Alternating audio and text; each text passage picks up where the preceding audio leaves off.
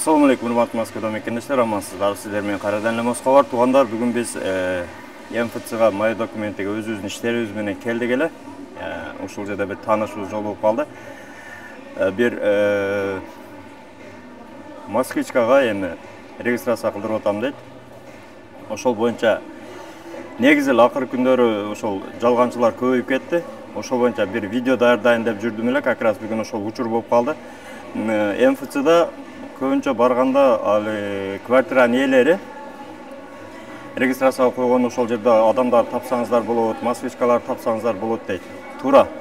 Андай нерселер да бар. Бирок биринчи эле эске ала турган нерсе, туугандар, ал жерде тапкан адамыңызды эгерде тааныбасаңыз, эртең ал койгон регистрация базадан чыгышыга эч кандай гарантия жок, биринчиден. Экинчиден, алар көбүнчө баягы бир квартирага 200-300 адам койгондор болот.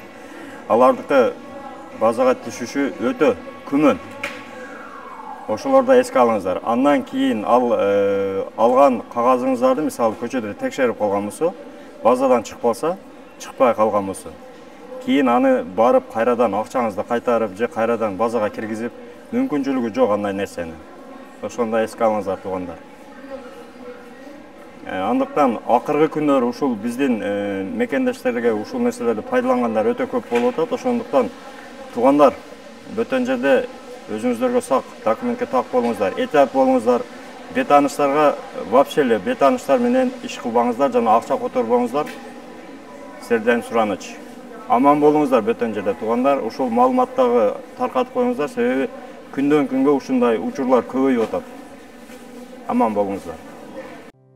Урматтуу мекендештер, сиз чек арага ишенимдүү барууну же кирди чыкты жасап таза документ менен жүрүүнү кааласаңыз жана эмгек келишими боюнча жардам керек болсо, анда ишеничтүү айдоочу Замирбек кызматта.